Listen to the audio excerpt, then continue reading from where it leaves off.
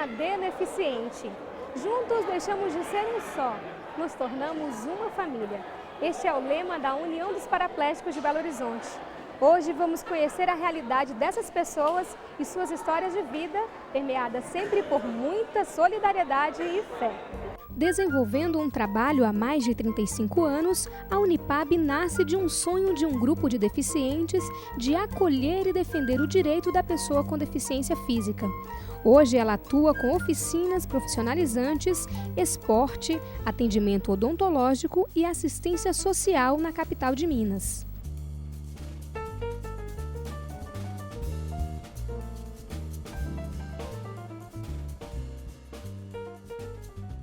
Estou aqui com o senhor Walter Tosta, que é fundador da Unipab, que é a União dos Paraplégicos de Belo Horizonte. Senhor Walter, o que é a Unipab? A Unipab é uma entidade filantrópica, sem fins lucrativos, que nasceu há 37 anos atrás com o propósito de agregar as pessoas com deficiência à sociedade. Ela tem, como eu disse, 37 anos de fundação, e hoje ela tem o privilégio de poder trabalhar não só com as pessoas com algum tipo de deficiência, mas ela trabalha com toda a sociedade, o jovem, as crianças, os idosos, principalmente os idosos. Então nós abrimos o nosso estatuto para que essas pessoas também pudessem participar conosco dos trabalhos que a entidade desenvolve. Então ela tem esse objetivo principal, de tirar o deficiente, de resgatar o deficiente das ruas, de dentro de casa, para que ele possa conviver com a sociedade e fazer com que ele perceba que ele ainda é útil, que ele é capaz de desenvolver algum trabalho. O senhor também desenvolve aqui com eles um trabalho de evangelização, né? Essa é uma das questões mais importantes para mim. Eu, graças a Deus, tive a oportunidade de conhecer melhor a palavra de Deus. Eu fiquei paraplégico aos 15 anos de idade, não nasci assim, entendia que era o fim da minha vida, entendia que seria uma angústia constante para mim, para minha família, e de repente eu percebi que o Senhor estava me resgatando para poder oferecer algo que eu não entendia que tinha para dar. E foi exatamente através da palavra de Deus, através das Escrituras, é que eu percebi que eu poderia ainda ser útil para essas pessoas, para que eu pudesse trazer para o segmento das pessoas com deficiência toda essa experiência. Imagine você, numa cadeira de roda, você poder transmitir confiança, transmitir talvez até um pouco de sabedoria, que não sou eu que tenho, é o Senhor que nos dá, e transmitir essa fé linda que o Senhor nos dá, que nos permite sentir e acreditar nele. E através dessa crença, dessa fé, ele tem transformado a minha vida, ele transformou a minha vida. Me deu uma família, me deu esposa, me deu filhos, me deu inúmeros amigos e me deu esse espaço maravilhoso, essa cidade maravilhosa que é Belo Horizonte. Eu confesso que eu não acreditava que fosse capaz de construir tanto, eu não acreditava que fosse capaz de transmitir tanta confiança para as pessoas. E hoje eu percebo que só o Senhor é quem pode nos dar isso, quem pode nos dar isso.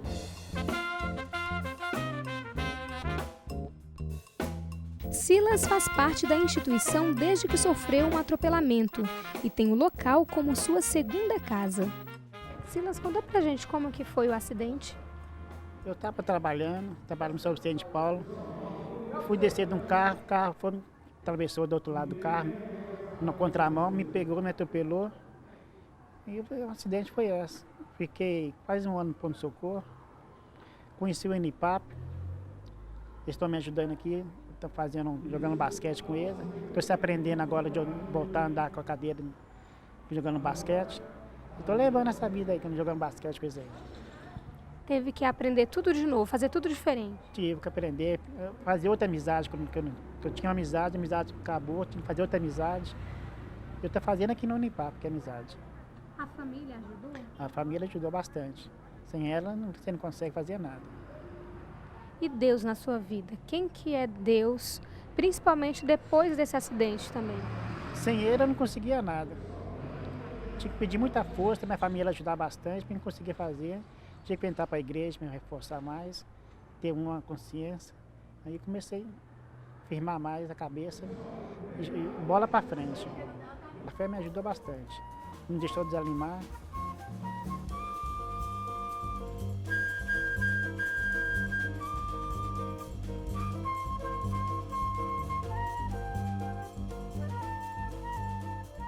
Éder, você já trabalha há quase 20 anos na Unibap. Como que é para você perceber, lidando no dia a dia com tantos desses homens e mulheres com dificuldades de locomoção, com certas limitações, como que nós, cidadãos comuns, que fazemos parte de uma sociedade que às vezes não temos um preconceito propriamente dito, mas nós não sabemos como lidar com uma pessoa na cadeira de rodas, como que a gente faz, porque tem gente que às vezes se ofende se alguém se oferece para ajudar, mas onde eu posso ajudar, onde eu não posso? Como nós, como cidadãos, podemos também nos portar diante do deficiente? Isso é interessante. A primeira impressão que muitos têm, eu falo porque era a impressão que eu tinha também como adolescente no passado, era em saber... será que eu posso ajudar? Será que, nossa, coitadinho, são qualidades às vezes que nós, sem querer, já julgamos, né? Já temos um preconceito antes, já pensando, e o que é essencial, nós às vezes não temos atitude de fazer, de perguntar, parte para esse princípio de perguntar. Né? Um deficiente, um cadeirante, se você percebe que está precisando de ajuda, pergunta, né? O que infringe muito o deficiente é uma pessoa quando chega e sem mesmo perguntar, sem mesmo pedir, já tenta tomar uma atitude. Não é que ele vai julgar mal, mas às vezes a atitude sem perguntar pode levar a um tombo, pode levar a um transtorno no momento, porque nós não sabemos quem é aquele indivíduo, né? Quem é aquela pessoa naquele momento. Então, pergunta, né? E o respeito também, né? O deficiente não é um bicho-papão, né? É uma pessoa comum, eu acho que isso que é importante falar, né? É uma pessoa de direito, é um cidadão de deveres, é um cidadão que tem família, que casa, que namora, né? Que vai na igreja, que passeia, que se diverte como qualquer um outro cidadão. Então, são pessoas comuns igual nós mesmos. Então, é isso que nós temos que trazer para nós. Assim, quando a gente às vezes percebe uma pessoa que levou um tombo e a primeira atitude é perguntar se machucou, se a gente quer que ajude a levantar, a mesma coisa é de um deficiente, às vezes, que está tentando atravessar uma rua, um deficiente visual que pergunta se precisa de um apoio para ajudar a atravessar uma rua, se precisa de ajuda para subir um morro, para locomover com deficiente. Então, é perguntar, né? Eu acho que é a coisa mais essencial e simples. Assim como Éder, outras pessoas também recebem o chamado de trabalhar com os deficientes físicos. É o caso do seu Sebastião, exemplo de solidariedade em Belo Horizonte e região. Fizemos questão de ir à casa dele e conhecer de perto o seu trabalho. Hoje nós vamos conhecer o testemunho de fé do seu Sebastião e da dona Maeli, sua esposa. O seu Sebastião até ganhou um prêmio como bom exemplo por causa do seu trabalho em prol das pessoas com dificuldades de locomoção. São verdadeiros exemplos de fé. Oi, seu Sebastião. Olá. Tudo bem com o senhor? Tudo bem. Bem, graças a Deus. Como que começou essa história? Conta pra gente esse trabalho tão bonito que o senhor realiza. Essa história começou em Deus que eu perdi um filho, né? Com 22 anos de idade. Já vai fazer 10 anos que ele faleceu. Nesses 10 anos, eu comecei a cadeira dele. Alguém pediu ela para usá-la e a minha esposa até nem queria emprestar a cadeira, que queria que a cadeira ficasse aqui. Mas então a gente resolveu que ia emprestar a cadeira. Depois apareceu mais alguém com deficiência que precisava também de usar uma cadeira. Aí a gente conversando, veio a ideia da gente começar a consertar umas cadeiras, né? Aí a gente começou a comprar umas cadeiras no ferro velho, às vezes a gente comprava 2 ou 3 para montar uma, né? Vocês mesmos que compravam? A gente mesmo que comprava com recurso próprio, né? E daí para cá a gente continuou nesse trabalho, porque a gente descobriu que isso era um testemunho até muito bom para a gente não ficar sem fazer nada, Porque quando a gente ficava tomando conta do filho, a gente ficava só por conta dele. E depois, quando ele foi embora morar com Deus, a gente não tinha muito o que fazer, né? Então, a gente criou esse tipo de trabalho, ajudando a outras pessoas, visitando, ouvindo outras pessoas. Foi muito legal que a vida da gente mudou. E que muita gente, às vezes, perde uma pessoa da família, começa a chorar, começa a ficar quieto nos cantos, mas ele não sabe que tem outras pessoas que precisam da ajuda da gente. Então foi daí que veio essa ideia. Agora, seu Sebastião, o senhor começou ajudando, dando daquilo que era de vocês, material até, como o senhor disse, né, que sua esposa Exato. queria ficar, até como recordação do seu filho. O senhor Exatamente. começou a doando para quem precisa, só que se estendeu para toda essa oficina que a gente pode ver aqui, né? Isso, a coisa foi assim se expandindo, né? E hoje está no pé que está, né?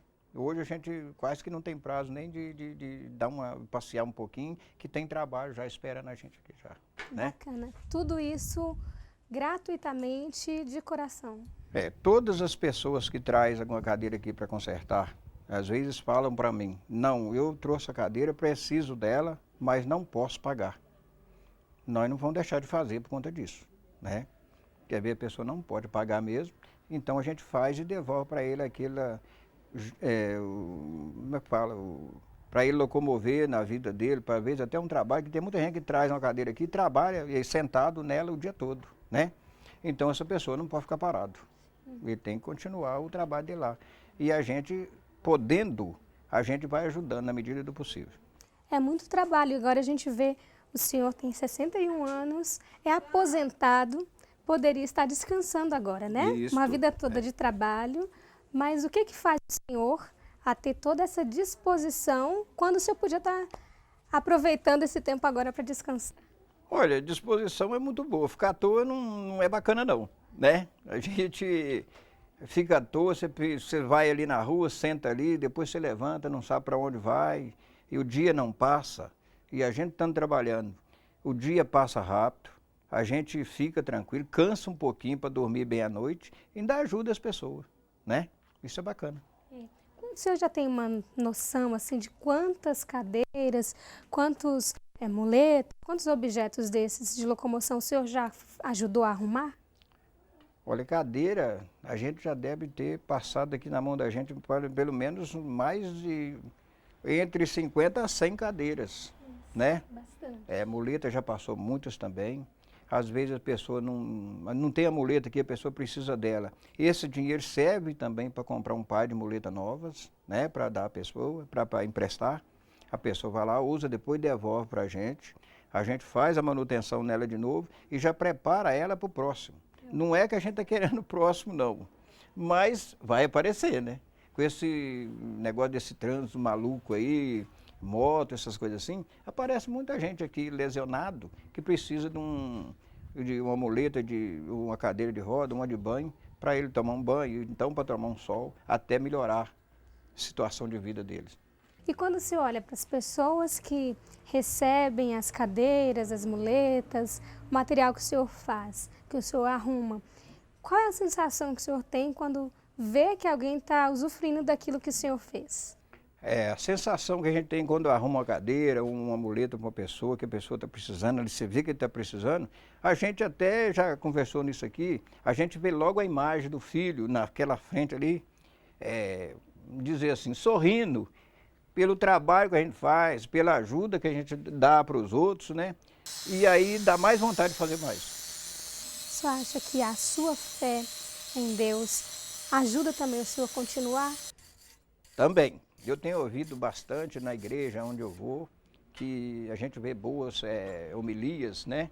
Porque ajuda a gente demais da conta nos trabalhos da gente também, né? Porque às vezes a gente fica pensando, mas essa coisa aqui tem muita dificuldade para fazer ela. Quando você escuta uma palavra, uma coisa diferente, a gente não só escuta, tem que ouvir também, né? Então a gente senta num canto, fica ali, reflete e sai dali bastante renovado. E fala assim, opa, eu vou dar conta de fazer isso, né? É muito legal. Com Deus e com amor. Com Deus e com amor. Se não tiver amor, também não faz.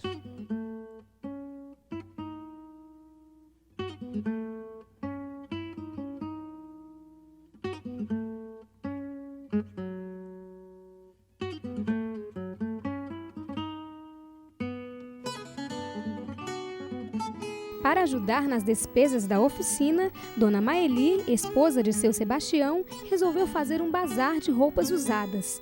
A opção deu muito certo.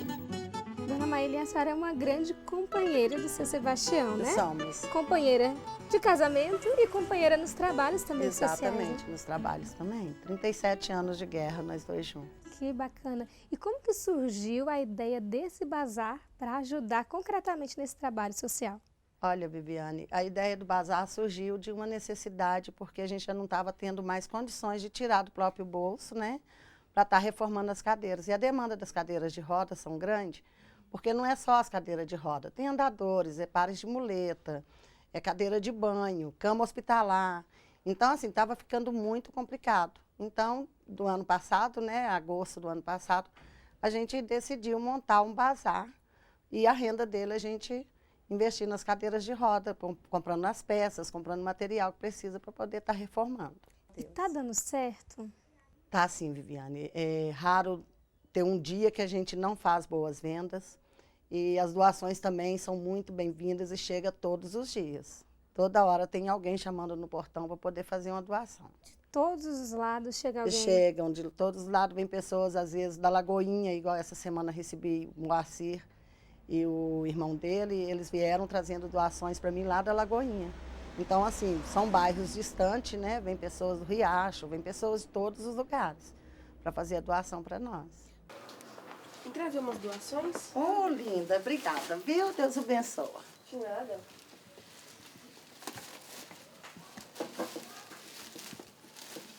Você hoje dedica o seu tempo, o seu dia, o seu trabalho, você arruma também as peças que chegam, Exato, né? Se chega uma peça que eu sei que dá para poder estar vendendo ela, né? Repassando ela a R$5, que é o preço que eu cobro de praticamente todas as peças, e tem um defeitozinho, eu corro na máquina e ponho ela no avinha de novo para poder vender. Você se sente uma pessoa melhor por poder trabalhar com isso? Sinto muito melhor, porque depois da morte do Gedeon, eu fiquei quase 5 anos dentro de um quarto, né? E era só solidão, mesmo estando todo mundo junto de mim, ao meu redor. Era uma época muito suada, muito sofrida, né? E depois que a gente resolveu fazer esse trabalho aí, começou e eu saí dessa depressão que vinha, né? Não deixei ela bater totalmente, então foi aí que, exatamente aqui, com esse trabalho que a gente se encontrou. E não só ele, né? Não só eu. Sebastião também se encontrou, foi dessa forma, doando um pouco de si para quem tem necessidade. Decidi para sempre seguir-te, não voltar atrás. Me puseste uma brasa. Além de trabalhar na oficina, seu Sebastião toca no coral da igreja, louvando a Deus na música e nas boas ações. Os amigos de fé se orgulham por conhecer de perto tamanho testemunho de vida. Te amarei, Senhor, te amarei, Senhor. Eu só encontro a paz e a alegria bem perto de ti. Ó Jesus, não me deixes. Zalina, quem que é o seu Sebastião para você? O Sebastião, para mim, é uma pessoa iluminada. Vejo ele como um exemplo de pessoa que, desde que eu a conheci, passei a admirar o seu trabalho, que é maravilhoso. É uma pessoa que dedica o seu tempo para ajudar pessoas que ele não a conhece, é realmente da gente ver como um trabalho de cidadania tão importante para os outros e para a gente também, que tem ele aqui no nosso bairro. E ele é envolvido em vários trabalhos também, né? Você considera ele um homem de Deus? Porque ele tem vários trabalhos na igreja também. É justamente isso, ele é uma pessoa iluminada por Deus, porque ele é, além dele ser ministro de Eucaristia, né? Ele canta no coral com a gente e ele também trabalha com a ajuda de cesta básica da conferência, onde ele estava fazendo parte. Acho que o mundo precisaria de mais seu Sebastião? Precisaria de muito mais Sebastião, muito mais Tião, sabe? O mundo seria melhor se tivesse mais pessoas envolvidas, com vontade de ajudar, né? Com esse carinho, com essa preocupação com as pessoas. Deus te abençoe e te ilumina. Amém. Abençoe e ilumina o Senhor. Amém. Cada dia mais. Amém. Dona Inês, a senhora é alguém que tem uma grande gratidão ao seu Tião, né? Por quê? Porque ele tem me ajudado muito. Há muito tempo. Sempre quando eu precisei dele, ele estava sempre disposto a me ajudar.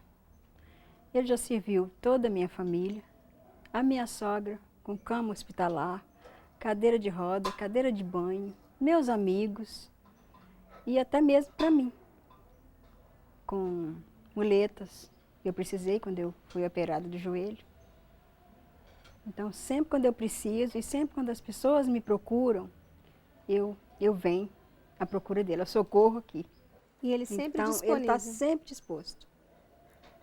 E a senhora Graças acha a que Deus. ele também é um exemplo para a senhora, mas um exemplo de homem de Deus também, de fé? Muito, muito. Conheço ele há muitos anos. Então, é uma pessoa extraordinária, de muita fé, uma família maravilhosa que eu acompanho. Dentre tantas atividades, seu Sebastião ainda encontrou tempo para voltar aos estudos. E tem que arranjar tempo para cada coisa, porque só tem uma atividade intensa, né? Puxa vida, e haja tempo para isso, né? Mas o tempo por enquanto está dando. Eu largo aqui, corro ali, faço uma coisa ali, volto, pego o outro aqui, volto de novo e assim a gente vai levando. Inclusive, o senhor arranjou um tempo para estudar, não é? Eu arrumei um tempo para estudar, nem sei de onde eu arranquei esse tempo não, viu? Mas como arrumei. que foi? Não deu tempo de o senhor estudar por causa do trabalho? E o senhor começou a estudar agora, recentemente, Inclusive, quando eu estava trabalhando em firma, nós começamos a estudar lá. Na verdade, isso vem arrastando há muito tempo. Em Deus que eu passei pelo quartel Juiz de Fora, que a gente tentava fazer alguma coisa e não dava, né? Não tinha tempo de agregar uma coisa com a outra. Mas depois que eu fiquei aposentado, eu falei, não, agora eu tenho que ir. Comecei em Deus, o fundamental, e fui até o 2º grau. Eu formei agora em 2011. Inclusive eu tenho foto da formatura toda aí guardadinha aí. Tá quentinha, né? Olha só. Mas foi muito bacana. E até de estudante se tornou palestrante. Dá palestra na escola também? Eu tive, essa semana, tive a felicidade de falar para 2 turmas, né? No colégio Nossa Senhora das Dores. No colégio Nossa Senhora das Dores, lá na Floresta. Fazendo um trabalho sobre a campanha da fraternidade. Campanha da fraternidade. Aí a campanha da fraternidade esse ano eu vim para servir, né? Isto. Aí já pegou ele para poder... Uma coisa encaixou. Com as crianças.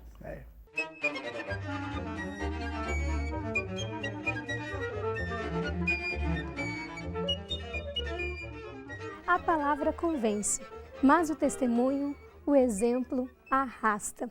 O seu Tião atualiza o evangelho em sua vida através da caridade, do amor ao próximo. Viemos para servir, com nossas atitudes, transbordar a misericórdia de Deus. Sejamos fiéis à vocação de amar. Em qualquer situação em que estivermos, somos dotados da capacidade de refletir o amor de Jesus à humanidade. Sou capaz de respirar, sou capaz de transmitir amor, sou capaz de receber amor, receber carinho, dar carinho. Isso é o que tem mais sublime na vida. Então, a misericórdia do Senhor, ela é tão importante e ela é tão grande que você não tem que colocar medidas para ela. Você tem que apenas receber, deixar acontecer. E você, conhece histórias de fé como essa? Envie um e-mail para nós. Vamos nos emocionar juntos com verdadeiros exemplos. Até o nosso próximo encontro.